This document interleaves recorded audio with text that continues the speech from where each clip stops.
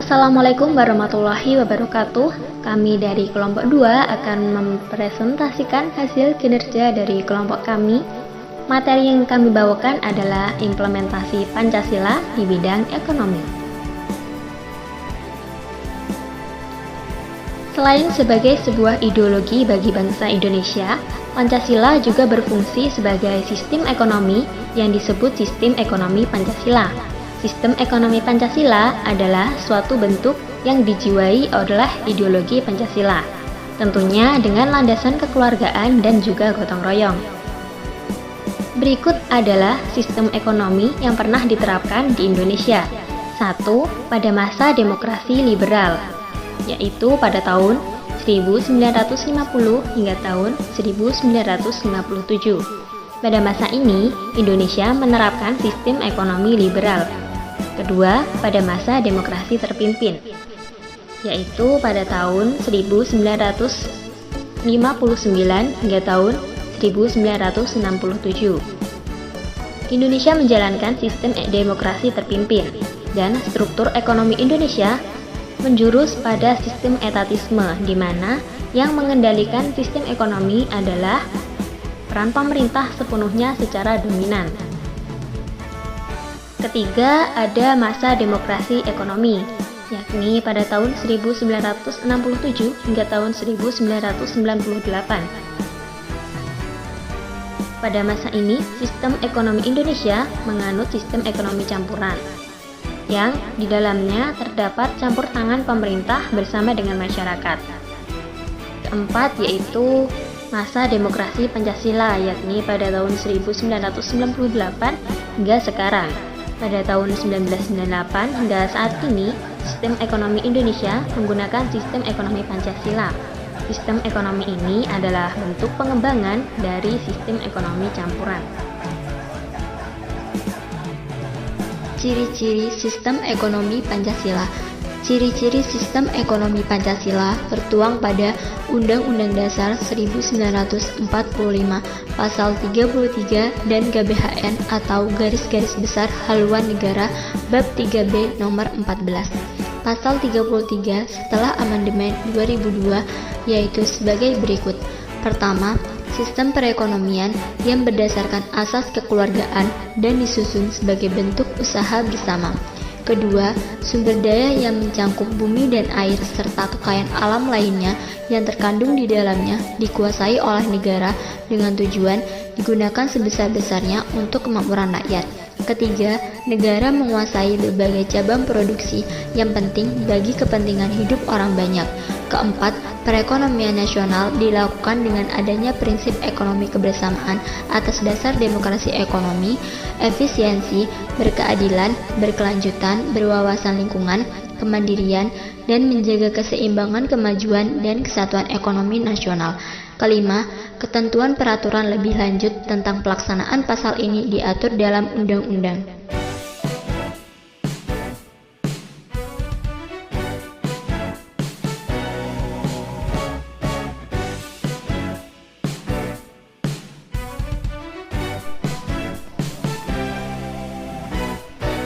Kelebihan sistem ekonomi Pancasila. Yang pertama, hak milik perorangan diakui selama pemanfaatannya tidak bertentangan dengan kepentingan masyarakat.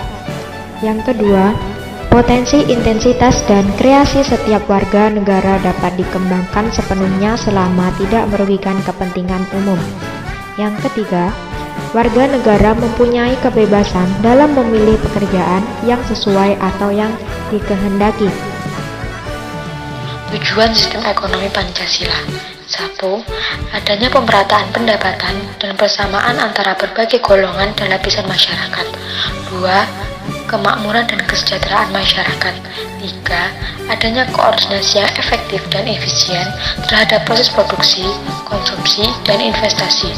Contohnya, dalam menanggapi adanya perubahan cara produksi atau pada kebutuhan masyarakat. Yang keempat, pertumbuhan ekonomi.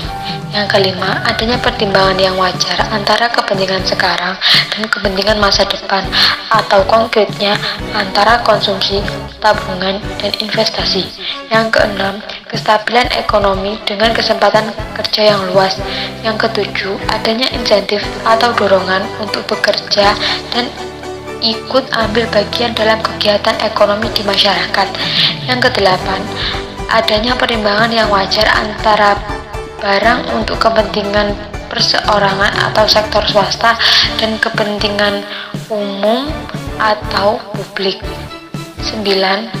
Diindahkannya nilai yang melekat pada manusia seperti hak asasi manusia atau HAM, kebebasan, keadilan sosial, kesamaan hak milik dan solidaritas dan sebagainya.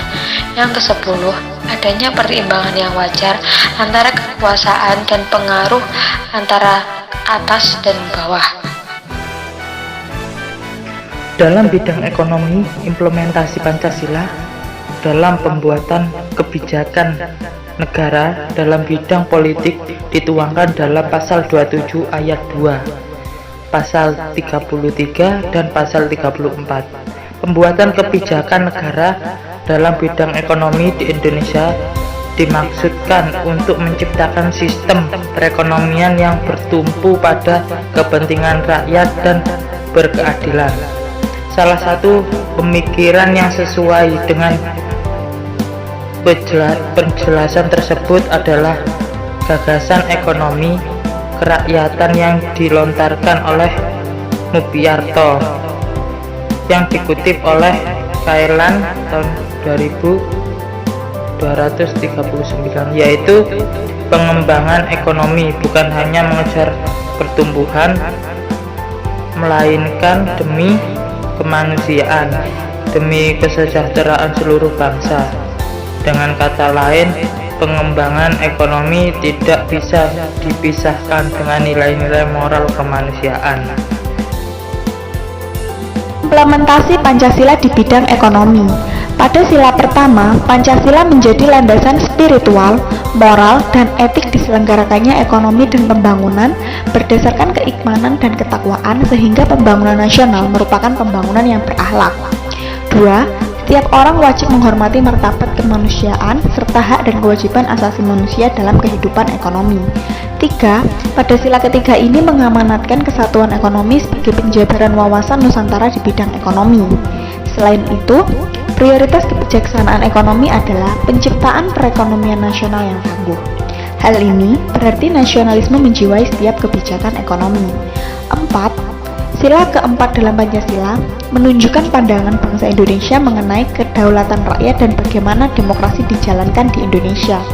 Di bidang ekonomi, ekonomi Pancasila dikelola dalam sebuah sistem demokratis yang dalam Undang-Undang Dasar secara eksplisit disebut demokrasi ekonomi.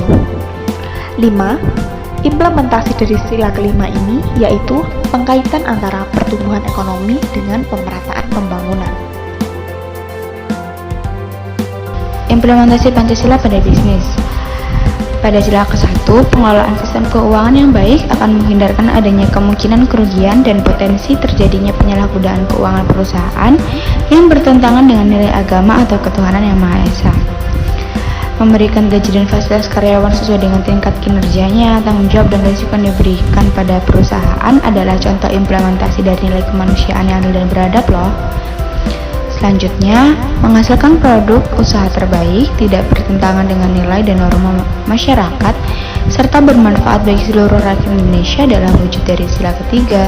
Dengan produk yang baik dan bermanfaat bagi banyak orang, maka kita bisa berharap bahwa produk itu bisa digunakan dan tidak menimbulkan masalah dalam pemanfaatannya.